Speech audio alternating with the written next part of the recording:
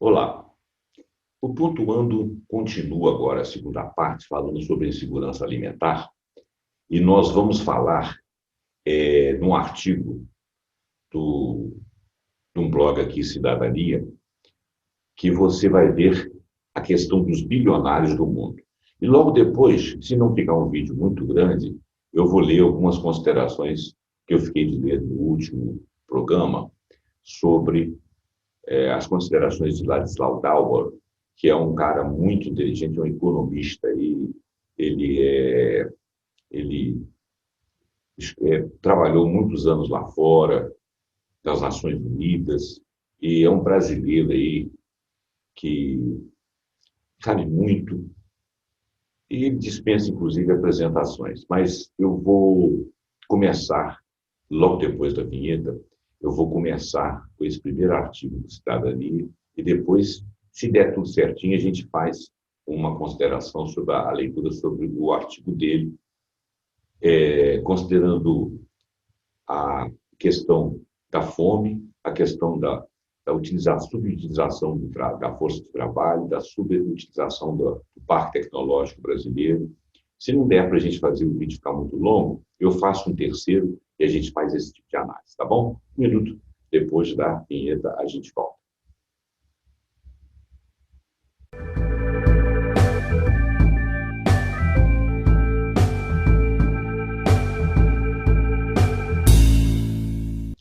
Muito bem, gente. Vamos lá. Então, eu vou compartilhar com vocês aqui o artigo, né? Vamos lá, compartilhar o artigo.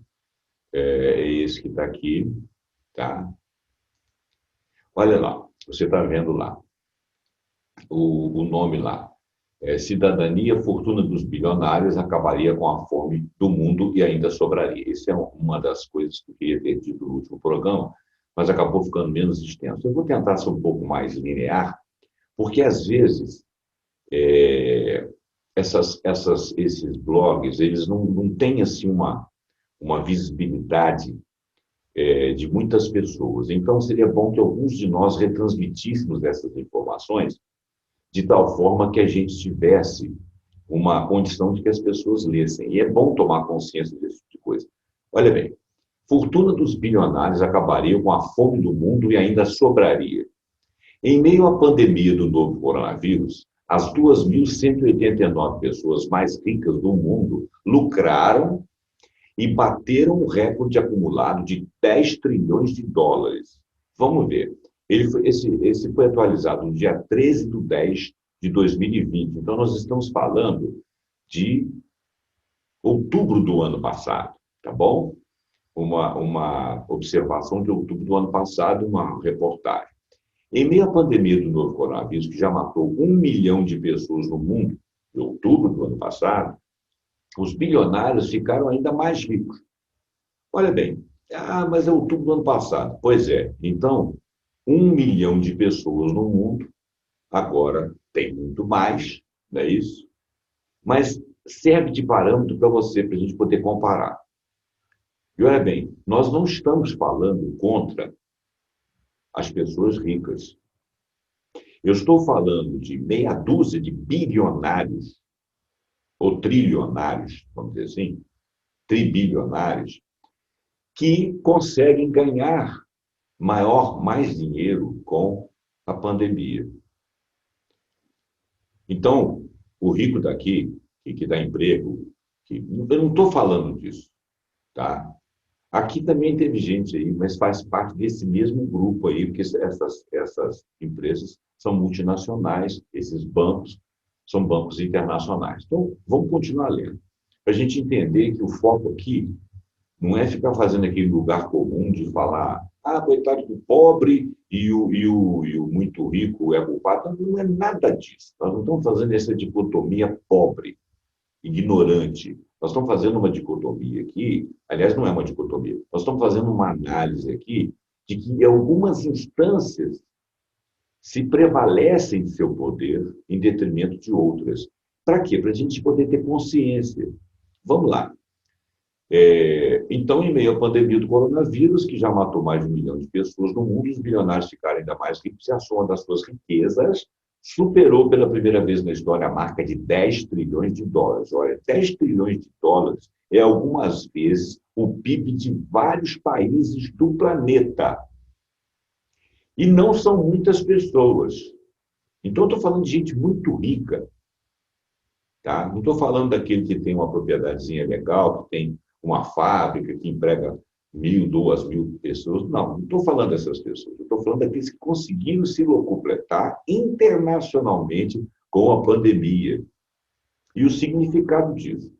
Enquanto pessoas que já saíram da linha de pobreza voltam a ela, esse é que é a tônica. Enquanto pessoas que já saíram da linha da pobreza voltam a ela, e a desigualdade social no mundo se mostra determinante em diferenciar aqueles que terão mais chance de morrer ou sobreviver à Covid-19, os mais ricos ampliaram a concentração de renda do mundo. Esse é que é o foco do negócio. Saiu de um lugar onde tinha pouco, a ponto de cair na miséria absoluta, para ir para um lugar pequeno e aumentar em mais de 2 trilhões, o artigo vai dizer, a riqueza de meia dúzia de bilionários internacionais. Ok? Esse é o foco. Então, os mais ricos ampliaram a concentração de renda do mundo. As informações foram divulgadas na quarta-feira, 7 de outubro de 2020, pelo Banco Suíço, UBS, e pelo PwC. A riqueza de 2.189 bilhões, você compara, nós somos 7,8, 7,7 bilhões de pessoas no planeta. 2.189 bilionários é um percentual ínfimo em relação a 7 bilhões e 700 milhões de habitantes do planeta. E é um percentual mínimo.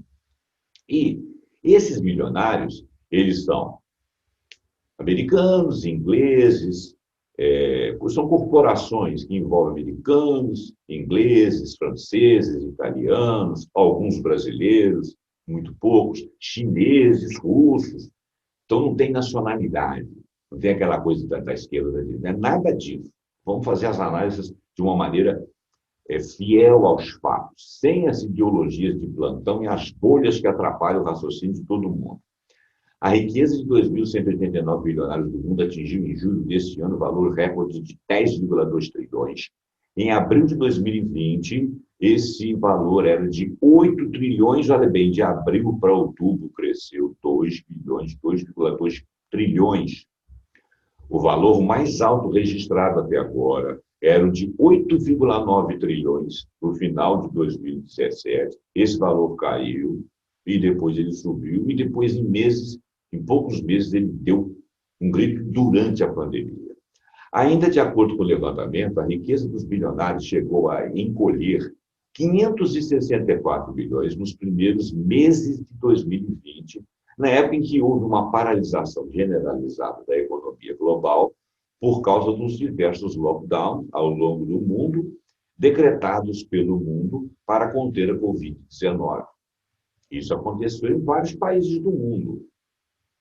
Eu diria, percentualmente, na maioria, mais de 80 países do mundo entraram em algum tipo de lockdown, ou muito forçado, ou menos. O Brasil ficou meia bomba, mas todos entraram e a atividade econômica caiu.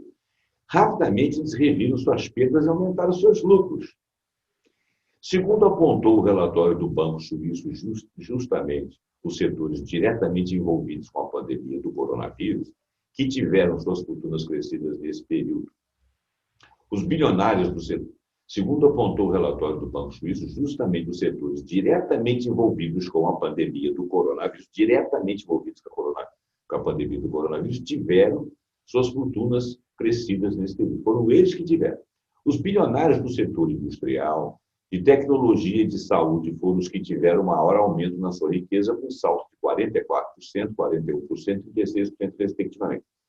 Poxa, mas eles prestaram serviço, eles cresceram porque não resta dúvida. O problema é que não existe uma solidariedade. Enquanto esses caras venderam mais, ninguém pensou em termos mundiais de que esses 2 trilhões, 2,2 trilhões estavam saindo da pobreza. Só para vocês terem uma ideia, nos Estados Unidos da América, o Trump, que era o tal negacionista e que negava tudo, ele já havia feito um aporte de 1,9 trilhões de dólares na economia, já previsto mesmo durante a saída dele. E esse cara que chegou, o tal de Joe Biden, fez um aporte de mais, acho que mais 5 ou 4, eu sei que totalizou 7 trilhões de dólares, ou um pouquinho mais, eu não tenho o valor exato, mas pesquisem mais ou menos isso aí, de investimento na economia deles. O Estado, keynesianamente, fez um aporte para pequenas empresas, pobreza, os mais pobres, os remediados, pessoas com situação de rua. Para que isso? Para você poder elevar o nível da atividade econômica. E eles tiveram que fazer, estão voltando toda hora a lockdowns lá. E mesmo se saírem do lockdown, porque eles estão vacinando, e segundo Joe Biden, eles vão chegar a toda a população da América do Norte até dia 30 de abril. Eles vão fazendo lockdowns por setores. E alguns lugares na Califórnia, por exemplo, que saíram do lockdown, tiveram que voltar mesmo vacinando. Então, a coisa não é exatamente só vacinar, é vacinar com o lockdown. Por isso que precisa do aporte do dinheiro. Esse dinheiro veio do governo dos Estados Unidos. Outros países fizeram aportes similares durante o ano. Né? Nós aqui tivemos um aporte pífio, vou chamar de pífio, de 300 bilhões de reais. Né? Não se esqueça que um dólar custa 5, poucos reais. De reais, o que é em dólar muito, muito menos, né?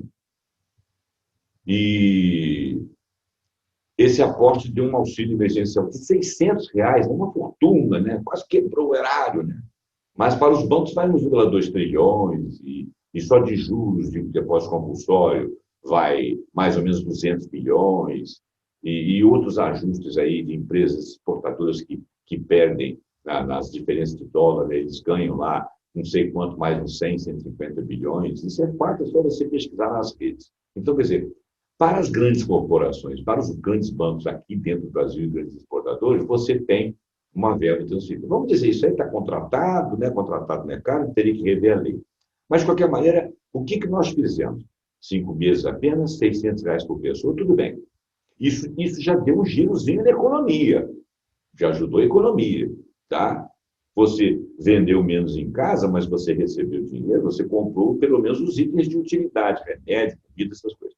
Agora nós já estamos há 3 meses sem auxílio emergencial, hoje é dia 16 de abril, nós já estamos sem o auxílio emergencial há 3 meses, diz que vai voltar agora, mas vai voltar no valor ínfimo. Em 5 meses serão 47 bilhões, tá? Bom, então vamos comparando os valores. O nosso governo aqui não pensa como a maior parte dos governos e as corporações internacionais ganharam dinheiro com isso, não foram solidárias, por exemplo, de usar essa diferença de bilhões aí para comprar ou para contratar vacina para operar na África. Alguns deles participam daquele consórcio lá na Índia, da COVAX, que vai distribuir para países mais pobres a vacina. Isso tudo está em stand-by. Mas, ainda assim, tem algumas perdas aí, no caso da fome, por exemplo. Nós estamos sendo obrigados a fazer campanhas contra a fome no Brasil neste momento, porque tem gente que está passando o dia todo sem comer. E isso é muito preocupante, tá? É muito desconfortável você estar na sua casa, ter um lar que você ainda pode se alimentar, ainda que você esteja sentindo dificuldade da crise, todo mundo está, mas você se sente desconfortável as poucas vezes que a gente sai na rua, tem uma pessoa te pedindo um prato de comida, e eles pedem que você vá lá e pague o prato de comida. Então, isso é muito complicado. Bom, segundo, então, os bilionários do setor industrial, da tecnologia e da saúde foram os que tiveram o maior aumento da sua riqueza, com um salto de 44%, 41% e 36%, respectivamente. Então, ó, setores industrial, tecnologia, engraçado, o de saúde foi o menor deles, 36%. Os bilionários do setor industrial, 44%. Bom, também porque vendeu respirador e outras coisas ligadas aí à tecnologia que fosse salvar pessoas. Muito bem. A pandemia pode servir para a humanidade questionar por que tão poucas pessoas, os chamados bilionários, concentram tanto dinheiro, constroem grandes fortunas, enquanto outros morrem de fome, sem uma casa para morar, sem acesso a direitos básicos, como, por exemplo, educação. Para mensurar o tamanho da riqueza concentrada na mão de apenas 2.189 pessoas no mundo, elaboramos algumas comparações com o que dá para ser feito com esse dinheiro, deixando o interesse individual de lado e pensando no interesse coletivo. O que ele está dizendo? Esses que tiveram ganho poderiam ter feito liberalmente aportes aos mais pobres. Mas por que tem que fazer isso? Não é que tem que fazer. Primeiro, que é uma questão de solidariedade. Segundo, que é uma questão de que quando você faz doações, na realidade, você não está dando dinheiro para vagabundo, nem dando dinheiro para morto de fome, que vai morrer logo ali na frente. Você está fazendo investimento na sociedade. Investimento na sociedade significa menos problemas com saúde pública, menos problemas com segurança pública, menos cadeia cheia, onde você gasta dinheiro bancando preso lá dentro, menos gente com brilho, menos gente que se respeita, mais doenças correndo das periferias para os centros. Complica demais a vida quando você não investe nessas pessoas. Eu estou chamando de investimento, eu não estou chamando nem de ajuda humanitária só, não. Por humanidade, não. Até por uma questão de visão de investimento, de empreendedorismo. Se você mantém as pessoas trabalhando, ganhando o seu sustento, conseguindo se educar e conseguindo manter a sua saúde, você tem, obviamente, menos problema social. Você tem menos assalto, você tem menos mortes, você tem menos doenças, você tem menos poluição. Bom, mas nós estamos numa emergência. Então, esse valor que foi ganho em meia dúzia de meses aí poderiam ter mitigado a fome e problemas em muitos lugares. Vamos ver aqui. Fome e pobreza. Segundo o relatório de desenvolvimento humano feito anualmente pelo Programa das Nações Unidas para o Desenvolvimento, PNUD, 1,3 bilhões das pessoas no mundo todo vivem numa situação de pobreza. 1,3 bilhões de pessoas no mundo todo vivem numa situação de pobreza em 7,7 bilhões de habitantes. A última edição do relatório da ONU, Estado de Insegurança Alimentar Nutricional do Mundo, publicado em 2019, estimou que quase 690 milhões de pessoas passaram fome no ano passado, 2019. Esse artigo de 2020. Um aumento de 10 milhões em relação a 2018 e de aproximadamente 60 milhões em 5 anos. Então, está aumentando. O relatório é anual, isso antes da pandemia. O relatório é anual e na edição de 2016, ele apontou que para a erradicação da fome são necessários 267 bilhões de dólares por ano. Não é muito, cara. Durante 15 anos. Não é muito, cara. 267 bilhões por ano, que se fosse doados pelos milionários de 10 trilhões, que ganham em 5 meses 2,2 trilhões, se fosse doados em 15 anos, nós acabávamos com a fome do mundo. Pelo menos a fome. É muito dramático você imaginar que você vive com uma roupa. Vamos dizer que acabou a pandemia. Você vive, compra uma roupa, sai, passeia, viaja, faz turismo e tem gente passando fome. Poxa, não tem água, acesso à água. Bom, então 267 bilhões por ano, 15 em 15 anos de investimentos em áreas rurais e urbanas em proteção social. 3 coisas. Ou 4 trilhões de uma única vez, em um valor que representa 160 dólares por ano por pessoa em situação de extrema pobreza. Não é muita coisa. Multiplica 160 por 5. Isso quer dizer que a fortuna concentrada pelos bilionários do mundo daria para resolver o problema da fome em todo o planeta e ainda sobraria dinheiro. Na prática, o dinheiro acumulado nas mãos de 2.189 pessoas daria para acabar com a fome no mundo 2,5 vezes. Claro, nós fizemos uma conta que é muito pequena. Se você estendesse esse valor aí em um ano rapidamente para resolver os problemas, vamos dizer assim, questão de logística não poderia ser assim, mas se fosse possível, se fosse razoável, 2,5 vezes com aquilo que eles, o dinheiro acumulado na mão desses caras. Né? Moradia. De acordo com o último estudo do World Resources Institute, ROS, Centro para Cidades Sustentáveis, 330 milhões de famílias em todo o mundo, o equivalente a 1,2 bilhões de pessoas, não têm acesso à habitação segura e de qualidade. De acordo com o último estado do World Resources, né, Jari? Considerando que o valor da construção de uma habitação digna é variável de país para país, adotaremos a média brasileira para efeito de comparação. A gente não está falando de casa na praia, está falando de casa simples, mas funcional, com água, saneamento básico, esgoto, aporte de luz, internet.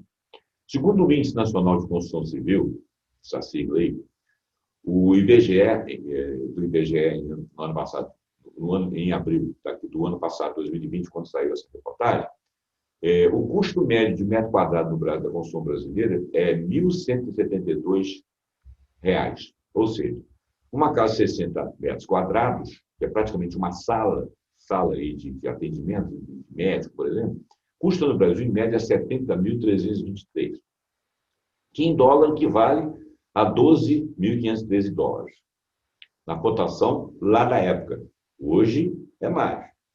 Considerando esses dados, com a fortuna acumulada pelos bilionários do mundo, daria para construir cerca de 799.668.864 casas. Eu acho que vai atender os pobres do mundo, porque são famílias. Se você pegar a quantidade de pobres e dividir por um número de famílias razoável de 2, 3 que seja, vai dar para todo mundo. Ou seja, com a riqueza concentrada na mão de 2.189 pessoas, é possível zerar o déficit mundial ou habitacional de casas por 2 vezes e ainda sobra dinheiro. Educação. Segundo o estudo de 2019 da Organização das Nações Unidas para Educação, Ciência e Cultura, UNESCO, ainda existem em todo o planeta 750 milhões de jovens e adultos que não sabem ler e escrever. 750 milhões de jovens e adultos que não sabem ler nem escrever. Ainda existe. Espalhados no país. Não pense você que aqui no Brasil, que nas periferias dos grandes países, muito mais naturalmente na África, talvez no Oriente Médio, alguns pontos lá da Ásia, muito pouco, porque a Ásia cresceu muito, fazem esse conjunto de 750 milhões de jovens e adultos que não sabem ler nem escrever. Isso é terrível, porque até para você acessar essas pessoas, para você passar algum tipo de tecnologia para eles, eles não têm capacidade de ler as letras, que dirá fazer leituras de senhas, e compreender mecanismos, e compreender e ter desenvoltura para caminhar na internet, por exemplo, né? Em coisas um pouco mais sofisticadas.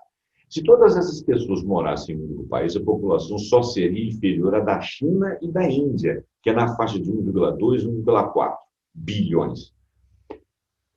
Que tem cada um mais ou menos 1 bilhão de habitantes, pouco mais, né? A China tem 1 bilhão 400 e pouco, e a Índia 1 bilhão 300 e pouco, e dizem que a Índia vai passar a China porque a China está controlando. A nação hipotética desse analfabetismo tem mais do que o dobro de toda a população dos Estados Unidos, que é na faixa de 400 bilhões, um pouquinho menos. Também considerando que o custo da educação é variável de país para país, vamos adotar o valor estipulado no Brasil para efeito de comparação. No Brasil, o valor médio gasto por ano por aluno do ensino básico verificado em 2020 é de R$ 3.643,16, valor equivalente aproximadamente a 648,25 dólares por ano. Os dados são do Fundo Nacional de Desenvolvimento da Educação. Se considerado os 9 anos do ensino básico, um aluno custa, em média, R$ 5.834,25.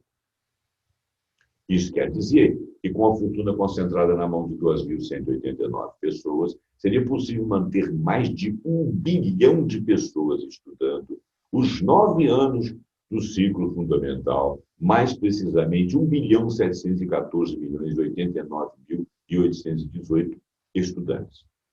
Com essas comparações, é possível perceber que o problema da concentração de renda é mundial, ele não é só brasileiro. No Brasil, ele é muito evidente, a desigualdade é muito alta, mas ela é em nível mundial, ok? E os países, uns pelos outros aí, têm governos e ideologias diferentes. O que eu estou querendo dizer com isso? Estou querendo dizer que os mandatários do mundo são os ricos, eles jogam a coisa para o lado que eles querem, independente da ideologia de cada governozinho. Tá bom? Com essas comparações, é possível perceber que o problema da concentração de renda é mundial. Nossos problemas não resultam da falta de recursos, sim da sua má alocação. Reduzir a desigualdade é o principal caminho para uma sociedade mais decente e mais produtiva. Nosso problema não é econômico, ele é político. É isso que eu quis dizer durante todo o tempo aqui, indiretamente, mas seguindo aí a ideia o foco central da reportagem, é isso. Nosso problema não é econômico, nosso problema é político. Nós temos água para todo mundo, nós temos comida para todo mundo, acho que nós produzimos, acho que 2 quilos de grãos por habitante. Claro que não chega à mão de cada um deles, mas 2 quilos por habitante. 2 quilos por habitante. 7 bilhões, 700 milhões de pessoas, 2 quilos por habitante. Sem contar que nós produzimos o restante das outras, da alimentação, de uma maneira geral, que nós conseguimos fazer 2 vezes, quase 2 vezes alimentar o planeta, quase 2 vezes as suas pessoas. Então, o nosso problema não resulta da falta de recursos, sim da má alocação. Concentração de renda de um lado, falta do outro. Outra coisa, muita comida jogada fora. Por quê? Porque senão o preço abaixa. Não foi consumido, joga fora. Muita se perde em mercados. As leis não permitem que você doe para populações, porque você pode pegar alguma coisa azeda ali, em vez de ajudar a matar. Então, quer dizer, as doações teriam que ser, as comidas que vão sobrar teriam que ser separadas a tempo e a hora de serem doadas. Então, parece que esse aí também não é o mecanismo. Se bem que existem instâncias que permitem isso aí de uma maneira dentro da saúde pública, né? Então, reduzir a desigualdade é o principal caminho para a sociedade mais decente e mais produtiva. Nosso problema não é econômico, é político, afirmou o economista e professor da PUC, e consultor de várias agências da Organização das Nações Unidas, o Ladislau Dalbor, que foi quem eu mencionei logo no princípio aí, que naturalmente embasou aí com dados essa pesquisa. Em seu artigo, a grande riqueza e a grande pobreza são igualmente patológicas para a sociedade, publicada pela Unicamp. A grande riqueza representa a grande pobreza. Eu não estou falando desse artigo dele, né, ele não está aqui no momento, não achei esse artigo. Mas tudo bem. Vamos lá. Agora, eu vou ter que fazer aqui os 5 fatores de nossa miséria, tá? Por Ladislau Dalbor, publicado originalmente num blog chamado Outras Palavras. É um blog muito legal, traz muitas reportagens, eu assino ele sempre chega no meu e-mail. É interessante porque eles são menos ideológicos e mais factuais. Trazem fatos de organizações, de institutos, dentro e fora do Brasil, principalmente fora, para que você não fique caminhando aqui dentro do Brasil nessas malditas bolhas de que um tem que atacar o outro, ficar fazendo essas coisinhas de WhatsApp aí, que está uma porcaria, as pessoas precisavam de parar com essa bobagem, está entendendo? Você abre um periódico para ler uma reportagem, ele tem uma tendência, ele joga coisa para um lado, joga coisa para o outro. Nós precisamos de fatos, não precisamos de ideologia, nem da opinião dos repórteres. Claro que no meio disso existem muitas pessoas sérias. Todos os sérios falam nessa linha que está aqui. Falam dos fatos e você avalia.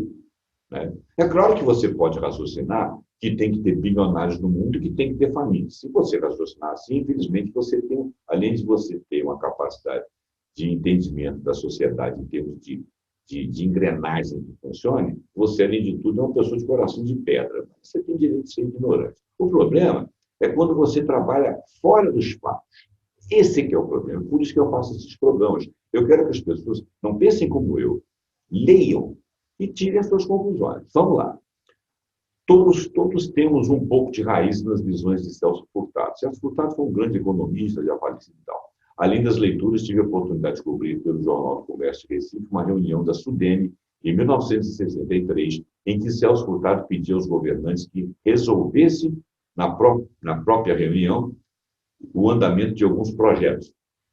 Frente à resposta de um dos governadores de que seria preciso de um prazo para as devidas considerações, Celso respondeu secamente que também poderia tomar tempo para as devidas considerações quando recebesse pedido dos governantes. Ou seja, em 63 ele disse a um ministro ligada à área de economia, de um governo que provavelmente era um governo de João Goulart, não era um governo de João Goulart. O governo de João Goulart, ao contrário do que muitos dizem, era um governo de esquerda, não era um governo de esquerda, só para você estudar a história.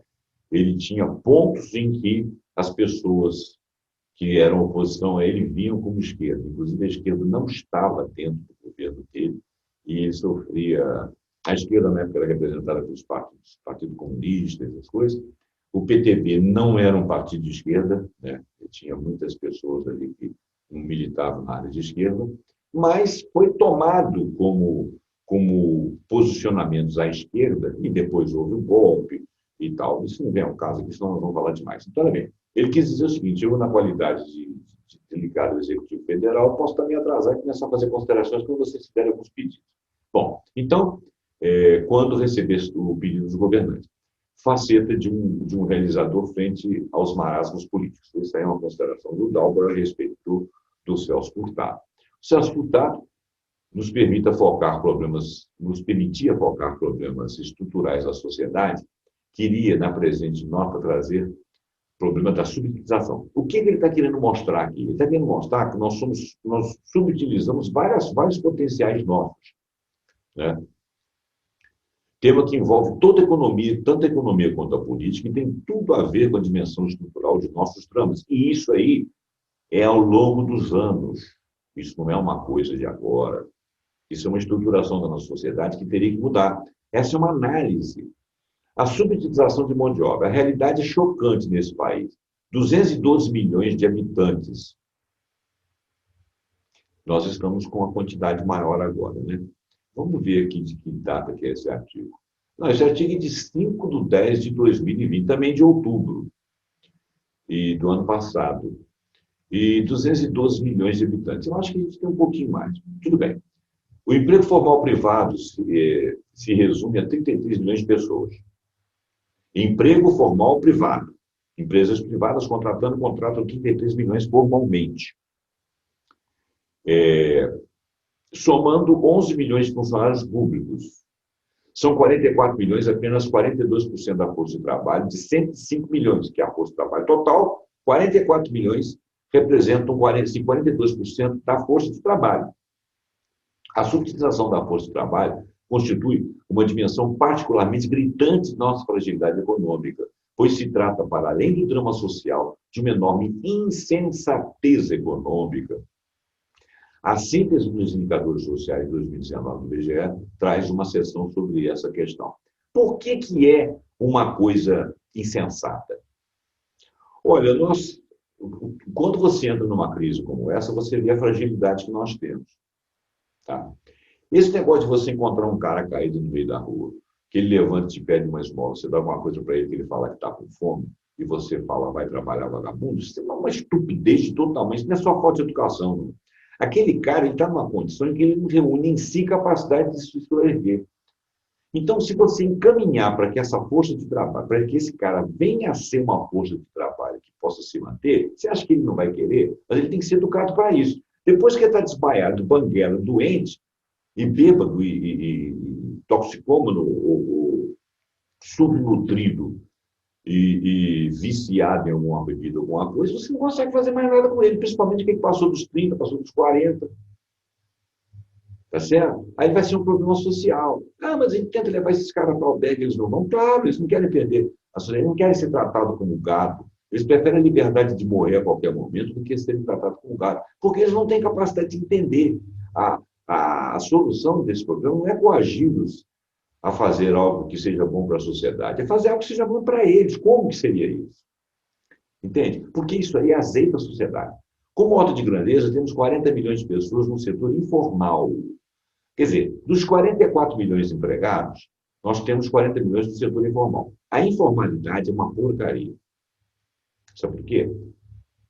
Não pensa você que eu sou informal, sou meu próprio patrão, então eu sou empreendedor. Você pode até ser, mas não é a maioria. Sabe por quê? Você não tem demonstrativo de renda.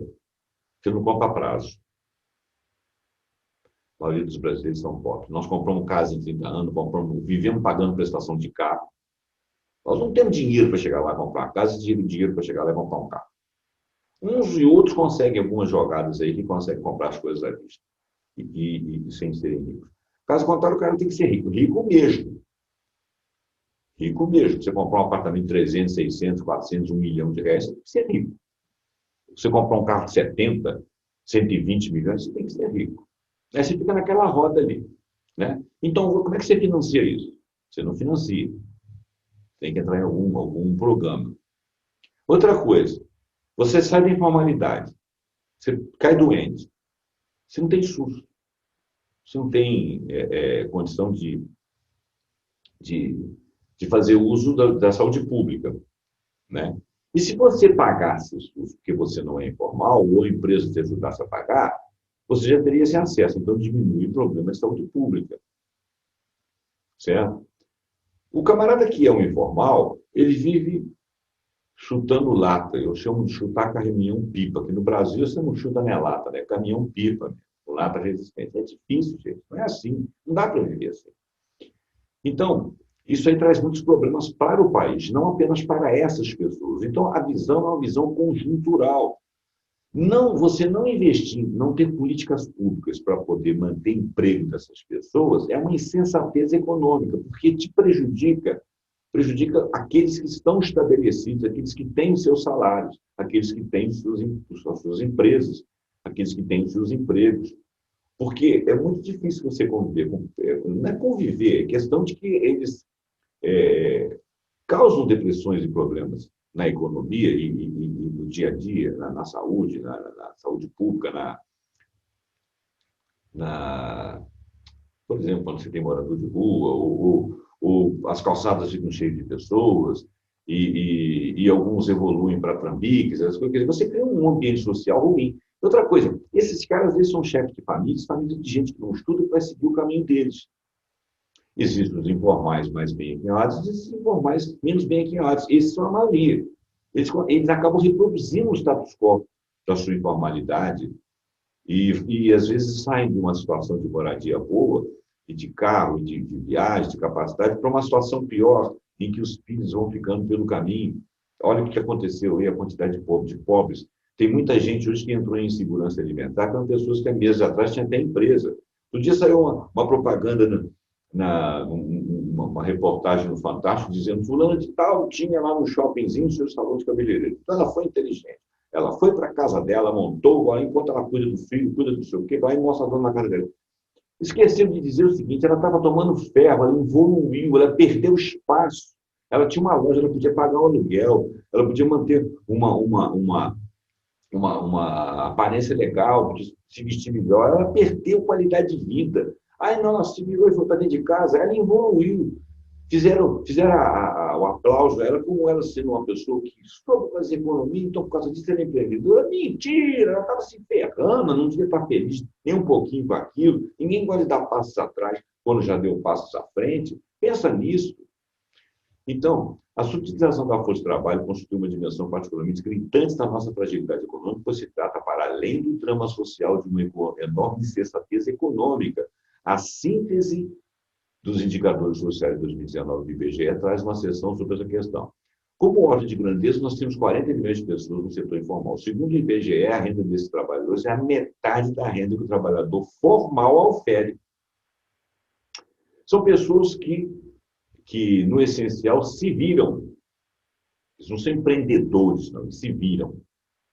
Se virar nos 30 não é ser empreendedor, é sobrevivência. Empreendedor, como o cara tem uma ideia bacana, faz uma startup, começa a ganhar dinheiro, daí o que é pior, esquece dos outros, acha que é bonito, só fica com ele, né? Mas tudo bem, vamos dizer que ele não seja egoísta. Esse cara é um empreendedor. Agora, o camarada que está se virando nos 30 aqui, está no meio da rua lá, não tem o que fazer, ele sai catando flor no jardim, para numa esquina e começa a vender, esse camarada teve uma boa ideia, mas ele é informal, você não pode contar com ele para nada, coitado. O dinheiro dele é escasso. Tem dinheiro, ele não tem dinheiro. Né? Ele não tem nada que o garanta. Se o empreendedor individual, sem dúvida, ser empreendedor individual, sem dúvida, frequentemente assegura uma aparência mais digna à subutilização. Olha o que eu estou falando. Eu falei isso, você está falando aqui. Ser empreendedor individual, sem dúvida, frequentemente assegura uma aparência mais digna à subutilização. Você está subutilizado e o pessoal está te chamando de empreendedor. Mas vemos na própria uberização e terceirizações irresponsáveis o que isso pode significar. E temos 13 milhões de pessoas formalmente desempregadas, somando 40 milhões do setor informal, dos 13 milhões dos desempregados, nós temos 53 milhões, a metade da força do trabalho lá dos 105, nessa condição insegura. A esse contingente precisamos acrescentar um imenso desalento. Eles estão desalentados. Pessoas que estão em idade de trabalho, jovens, relativamente ou maduros, ou às vezes até caminhando para a velhice, né?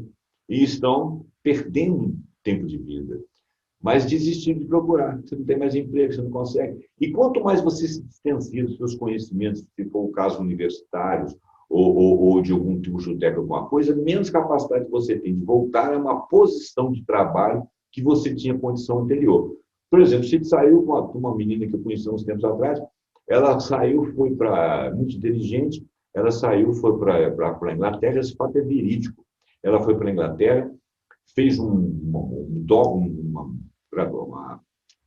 mestrado, depois fez um doutorado, depois fez um pós-doc na Alemanha, e quando ela chegou no Brasil, ela não encontrou posicionamento. Ela conseguiu ir mais uma vez para o exterior, conseguiu um emprego lá temporário, tal, mas brincar é só uma América, né? Mas condição de ficar no país, essas coisas e tal, não tinha bolsa, então ela voltou para o Brasil. Não conseguiu aqui, fez uns concursos aqui universitários, estava tudo fechado, concurso público, tudo fechado.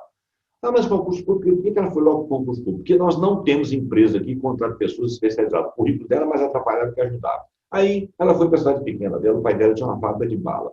Ela foi lá, administrou a fábrica de bala dela, aí já tinham se passado 2 anos quando essa história foi contada no jornal, e ela falou assim, eu estou perdendo a minha qualificação. Hoje já deve ter uns 7 anos. Então ela já perdeu a qualificação dela, se ela não conseguiu trabalhar na área dela. Tá bom? Isso é um desalento. Pessoas que estão em idade de trabalho, mas desistiram de procurar, e ainda as pessoas classificadas como empregadas, mas que trabalham apenas algumas horas.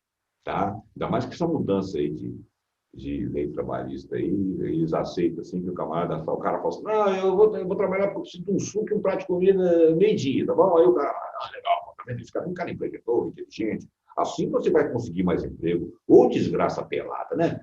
Bom, um argumento ideológico sempre buscou justificar a desigualdade com a falta de iniciativa dos pobres. É a culpabilização da vítima.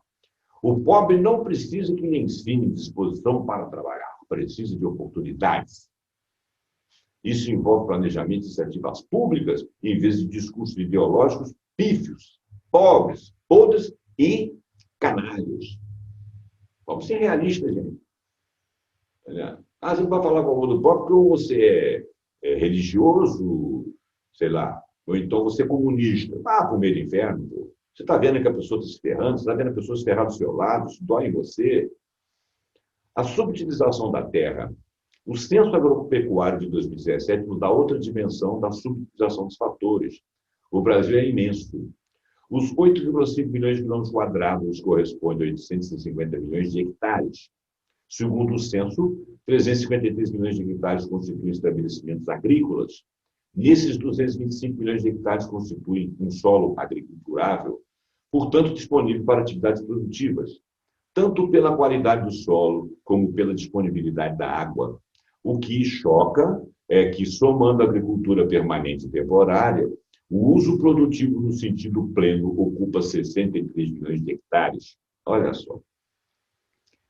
Arredondando, nós temos 160 milhões de hectares de solo agrícola parado ou subutilizado. Essa área representa 5 vezes o território da Itália. Mamma mia. Precisamos desmatar a Amazônia? Não, é só usar os territórios parados, subutilizados. Grande parte dessa terra parada ou subutilizada é ocupada pela pecuária extensiva. O limite entre terra produtiva e improdutiva gerou um amplo debate devido à pressão secular pela reforma agrária do país. Usar imensas regiões com quase 1 hectare por cabeça de gado gera, sem dúvida, fortunas para conglomerados agroexportadores de carne, mas para quem conhece formas modernas de criação de gado semi-confinado, como as unidades de pecuária plantando forragem, o desperdício se torna evidente. Não tem ninguém ali, ninguém está usufruindo. Nessa imensa parte do Brasil, o solo constitui apenas a base para um rentismo improdutivo. A pecuária extensiva gerou pouquíssimo emprego, poucos impostos e está articulada com os grandes traders de commodities agropecuaristas. Poucos ganham, muitos perdem, exaurem a terra, não assiste a população.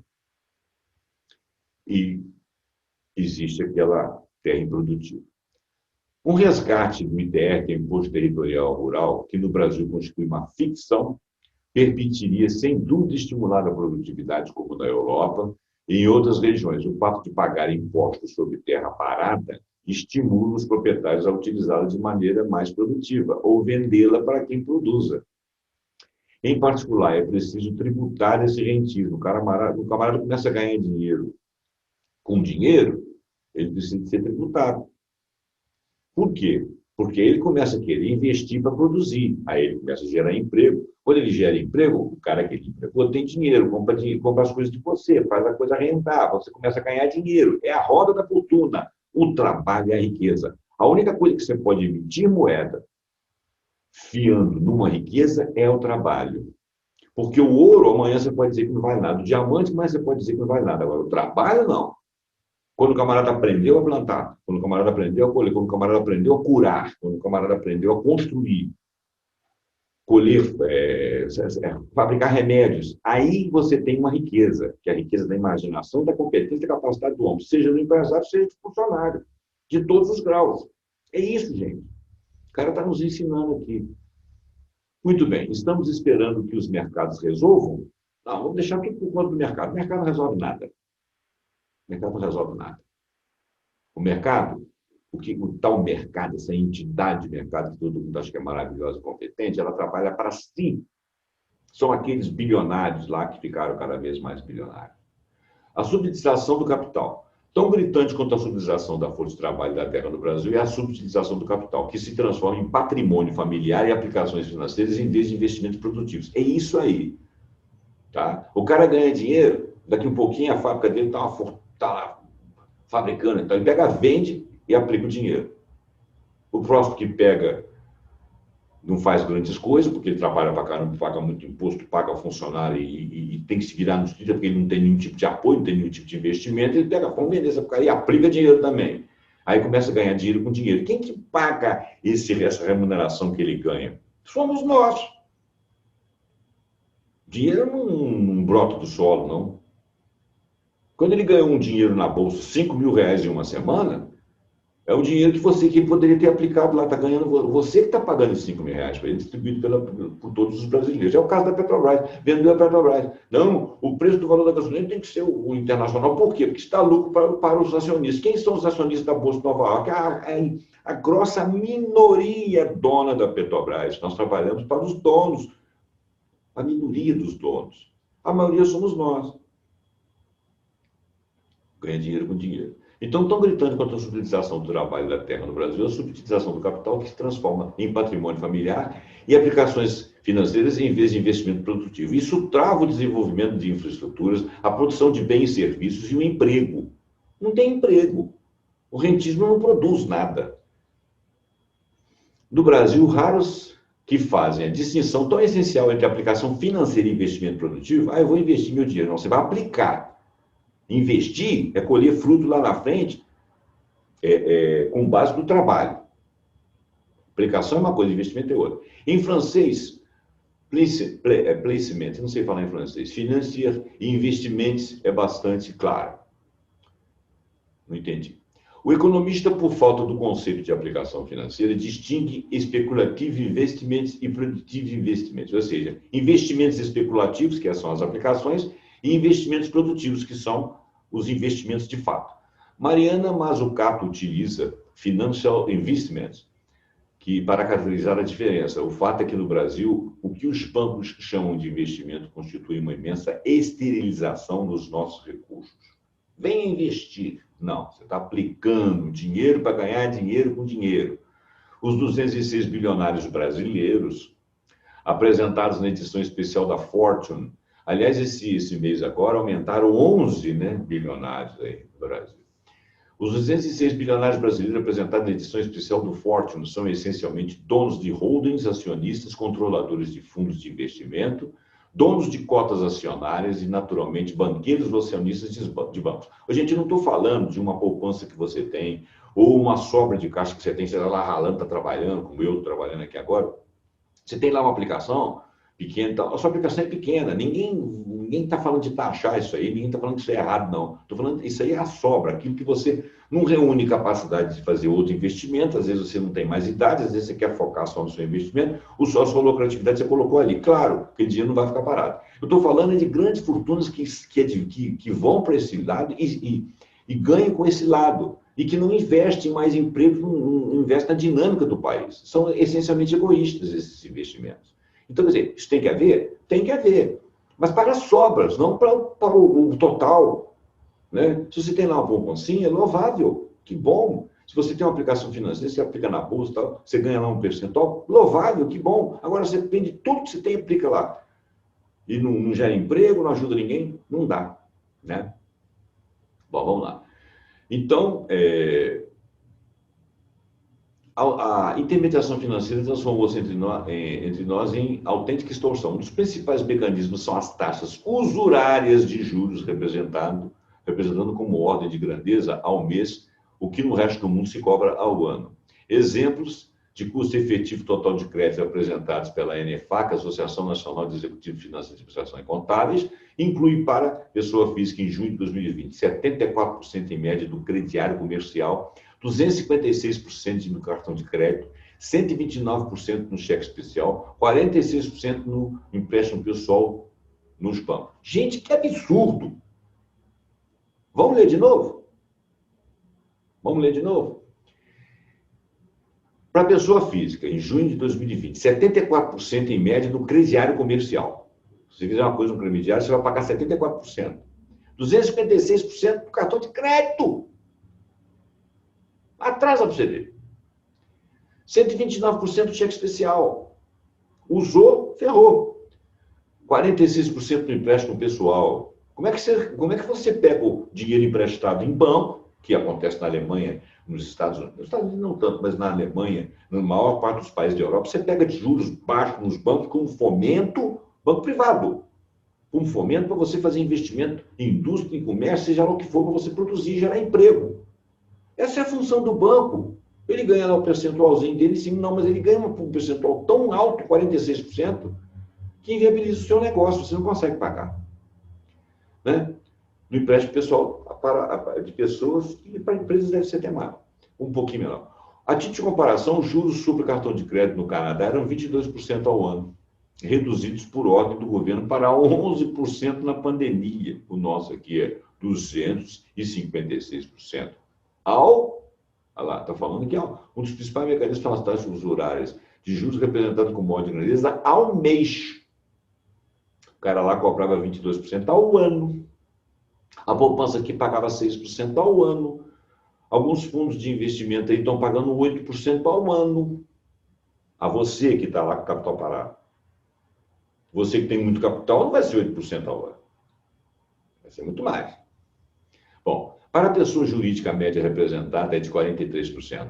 Todas essas taxas estão no mesmo nível desde 2013, apesar da forte redução da taxa Selic. Tá? A Selic reduziu. A Selic já chegou ao absurdo de 45%. Em governos aí para trás, há 7 anos, estava em 14%, se manteve 14% durante muito tempo. O que é isso? Isso aí é um atrativo para você deixar o seu dinheiro que estaria empregado numa casa, na taxa Selic. Mas ela teve que cair, porque a atividade econômica caiu muito. Então, era descaramento manter aquela taxa de juros alta. A taxa de juros, essencialmente, ela é mantida alta quando você tem muita demanda. Nós estamos numa recessão desgraçada há 5 anos para manter a taxa de juros alta, então a Selic caiu. Isso é menos atrativo. Mas tem outras aplicações financeiras que os pequenos poupadores não chegam, mas que os grandes chegam. Então, esse dinheiro não vem para o mercado, não gera emprego, não gera riqueza. Tá? O resultado é que duas forças essenciais de propulsão da economia, a demanda das famílias e o investimento das empresas, se veem drasticamente reduzidas. ainda antes da pandemia. Ainda antes da pandemia. Não foi a pandemia, só escancarou a nossa miséria, ela não criou ela, não. Lembrando que o último ano de crescimento significativo da economia brasileira foi 2013, que nós estávamos com uma taxa de 4,6% de desemprego. Mesmo assim, nós estamos com quase pleno emprego, que era de 3%. O último ano de crescimento significativo da economia brasileira de 3%, 3% em 2013. A China estava crescendo a 10% e outros países 7% e 8%, os países asiáticos de uma maneira geral. E os que estavam crescendo, não estavam crescendo na média de 5%. Mas a gente ainda estava crescendo. Com a ofensiva contra a fase desenvolvimentista e distributivista entre 2013 e 2014, a guerra da Lava Jato e o caos pré- e pós-eleitoral, a economia brasileira está no 7º ano de paralisia. Nós caímos da sexta economia do mundo, sexta, sétima economia do mundo, para a 12ª. O primeiro trimestre de 2020, sem impacto econômico significativo ainda da pandemia, sem impacto econômico significativo ainda da pandemia, apresentou uma queda do PIB de 1,5%, relativamente ao trimestre anterior. O dreno dos recursos pelos grupos financeiros desarticulou a economia e mantém a economia parada. Em termos de teoria econômica, o conceito de financiarização se tornou essencial. Os trabalhos de Thomas Piketty, de Joseph Stiglitz, de Marjorie Kelly e de Anne Pettifor, essa eu não conheço, e de outros tantos, permitiram uma reviravolta depois de 40 anos de dominância do discurso neoliberal. Esses caras, de repente eu vou trazer aqui para nós aqui algumas análises do Piketty, do Stiglitz e da Marjorie. Essa Anne eu vou procurar saber quem é. A base é simples, a produção de bens e serviços do PIB do mundo aumentou cerca de 2% e 2,5% ao ano. Os rendimentos de aplicações financeiras em volumes elevados rendem 7% a 9%. Entre juros e dividendos, ganhar dinheiro. O grande dinheiro se divorciou em grande parte dos processos produtivos. O capital vai para onde rende mais. E não é aplicando em indústria e nem mesmo em tecnologia.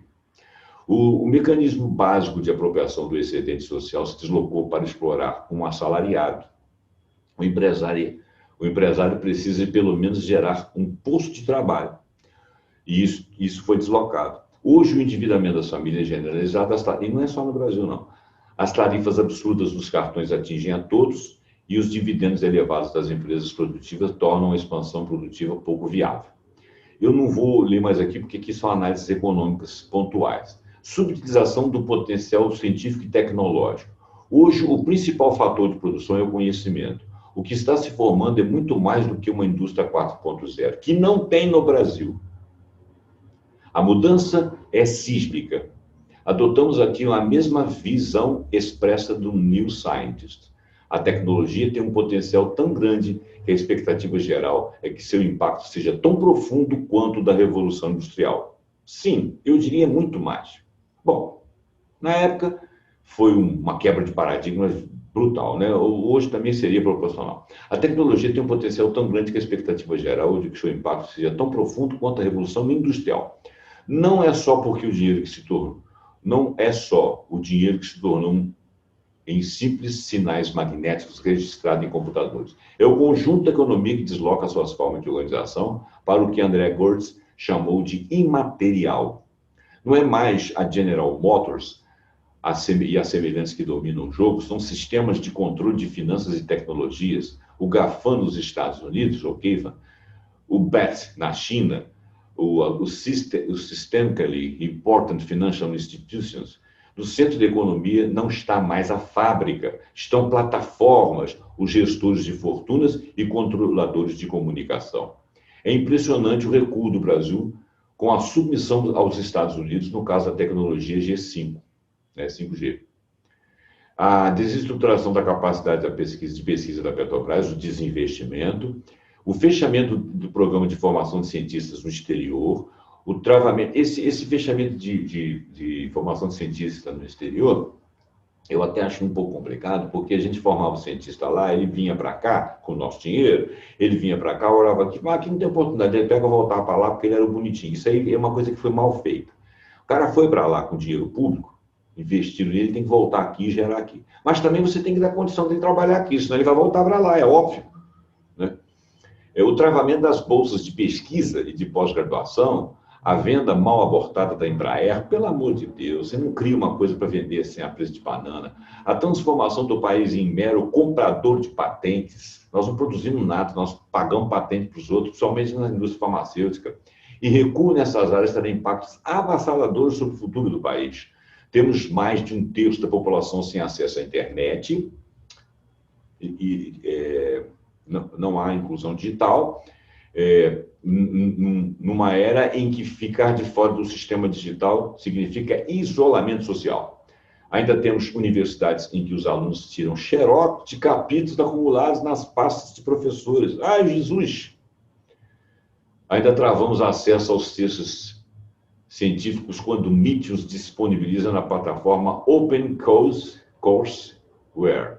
A China, no sistema Core, China Open Resources for Education. Está lá, vai lá na plataforma e lê de graça.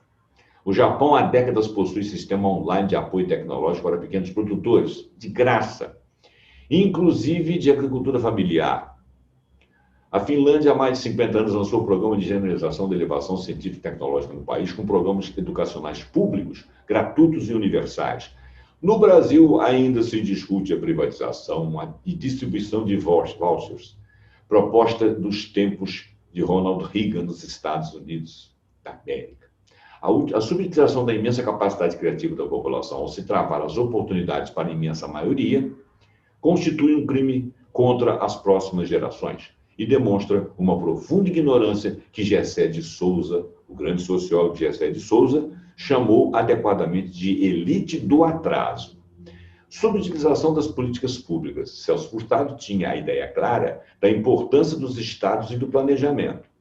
No nosso caso, em nome de ideologias ultrapassadas, nós estamos raciocinando igual a década de 40 e 50 aqui no Brasil. Está se paralisando o país, mas também comprometendo o nosso futuro. A ideia do tal de Estado mínimo é simplesmente burra. Há coisas que a empresa privada faz melhor, como produzir tomate, bicicleta ou automóvel.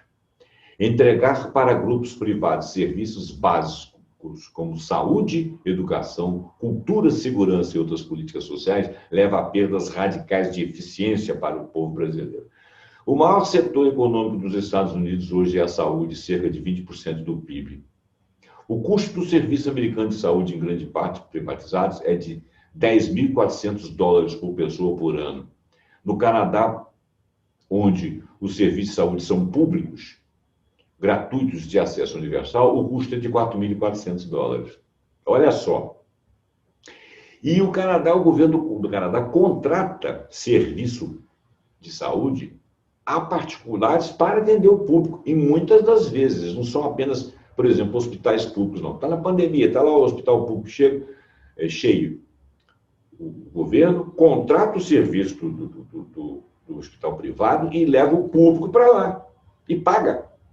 Claro que isso é negociado, às vezes o privado não deixa de ganhar dinheiro. Então a questão não é ser privado e público, a questão é ser a iniciativa ser pública.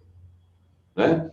O Canadá está entre os primeiros em termos de qualidade de saúde da população no conjunto dos países da OCDE, enquanto os Estados Unidos está entre os últimos. Gasto com saúde dos Estados Unidos, $10.400, o outro $4.400, muito mais eficiente. Mariana Mazzucato, no seu Estado Empreendedor, e no mais recente Value of Everything, traz com a força a importância do papel do Estado na promoção de políticas. Não se trata de um tamanho do Estado, e sim dos efeitos multiplicadores, e em termos de produtividade sistêmica do país, que pode trazer um Estado forte orientado para interesses da nação, para dar dinheiro, distribuir mais a riqueza, e não é tomar dinheiro do rico, é simplesmente não deixar o pobre ser muito pobre. Remediar, ter mobilidade social, dar oportunidade para aqueles mais de baixo que sejam capazes de chegar em cima e provar sua inteligência, porque muitos são inteligentes. Umas pelas outras, as pessoas não vão perder grandes coisas. Você não precisa que um seja pobre para você se sentir rico. Você tem que se sentir bem com o que você tem, o outro que tem mais capacidade, e o que veio lá de baixo tem capacidade de chegar até onde ele consegue chegar com oportunidade. Não se trata de nivelar todo mundo. Não é isso que nós estamos falando. Então, não se trata do tamanho do Estado, e sim dos efeitos multiplicadores em termos de produtividade sistêmica do país, que pode trazer um Estado forte e orientado para o interesse do país, da nação. Nação são as pessoas. No nosso caso, com a apropriação da função-chave do Estado por grupos privados e a liquidação da regulação financeira, é o conjunto das atividades do país que é prejudicado. Inclusive, tantas empresas produtivas que apoiaram os retrocessos políticos são prejudicadas. E acham que estão ganhando alguma coisa. Fez lá uma reforma trabalhista, bom, também isso aí onera demais a empresa. Tudo bem, você deixou o cara no relento, amanhã ele não tem dinheiro, não compra de você nem de ninguém, você quebra. É o dominó ao contrário. É a roda da desfortuna, se você agir assim. Entramos na era da pandemia com 6 anos acumulados de marasmo econômico e social. Resgatar o papel do Estado como indutor do desenvolvimento, resgatar a função do planejamento na articulação dos recursos subutilizados e, em particular, resgatar a regulação do sistema financeiro para que financie o que é necessário ser financiado e não para dar dinheiro para meia dúzia, são apenas pontos de partida. É impressionante ler no editorial do Financial Times de 4 de abril de 2020, um ano atrás, em plena pandemia, de que os governos terão que aceitar um papel mais ativo na economia e devem ver os serviços como investimento, não como obrigações. Quem falou isso foi o núcleo financeiro do capitalismo mundial, Financial Times. Os governos, olha bem, Financial Times, a Bíblia lá dos bonitinhos, dos bonitinhos que eu digo muito rico. Em plena pandemia, os governos terão que aceitar um papel mais ativo na economia e devem ver os serviços públicos como investimento e não como obrigações. Renda mínima, ajuda emergencial, acabar com as zonas de fome do mundo, inclusive de cada país, para azeitar o enriquecimento. E começar a pensar também se nós vamos sempre crescer, sempre produzir, sempre crescer, sempre produzir. Nós temos que deslocar, de repente, o olhar do que é riqueza, que outras coisas que empreguem pessoas, que dê especialidade, que dê capacidade, que dê competência, não seja só com matéria-prima. Nós não precisamos fabricar 1 bilhão de celulares todo ano. Não basta que, durante alguns anos, ele seja efetivo e que os softwares sejam adequados, os hardwares sejam adequados aos softwares e vice-versa. Ok? É só isso. Não precisa ficar arrancando tanta coisa da Terra. A China está crescendo, é um espetáculo, a Coreia está crescendo, é um espetáculo, mas ainda estão com paradigma de crescimento com base em muita produção. É bonito? Eles tiraram 800 milhões de pessoas da miséria. Mas vão continuar produzindo assim? O mundo aguenta isso? Se a África começar, estou investindo na África, se a África começar a produzir assim, digamos que amanhã nós pensamos em produzir também. Vamos produzir todo mundo assim, nós vamos exaurir o planeta. Então, lá na frente, depois que nós acabarmos com a pobreza, deixar de subutilizar as pessoas, nós vamos ter que começar na forma de produção. Inclusive, deslocar o olhar para o que é riqueza. Nós temos que assistir as pessoas. Tem nós estamos numa mudança de paradigma, em que a gente pode pesquisar muita coisa para chegar lá na frente, distribuir para todo mundo e as pessoas terem qualidade de vida, utilizando adequadamente cada uma das coisas, se alimentando de acordo, turismo, conhecimento, estudo, universidades, inclusão digital, mas tudo sem o excesso da produtividade, mas com produtividade razoável, que é coisa que nós não temos aqui, nós somos subprodutivos. Né? Enquanto que a China é superprodutiva, nós somos subprodutivos. Quer dizer, enquanto a América do Norte, Reino Unido, França, Austrália, outros países, Alemanha e China e Índia não tanto, mas China, e se acham na condição de produzir pra caramba e vender para nós somos meros compradores e não produzimos nada. Quer dizer, existe uma diferença também nisso aí. A gente tinha que entrar no mercado aí também, baixar a bolinha de um, baixar a bolinha de outro e levar a ideia de riqueza para outras oportunidades também é uma coisa. Muito bem. Então, aqui economistas pré-históricos falam em Estado mínimo e qualificam os serviços públicos como gastos. Serviços públicos são gastos do Estado, o Estado tem que ser mínimo, o Estado não é pai de ninguém. Mas que burrice! É óbvio que não é. O Estado é um funcionário maior nosso e deve prestar serviço a nós e não servir ao Deus mercado ou à ideologia de algum idiota que tem por aí.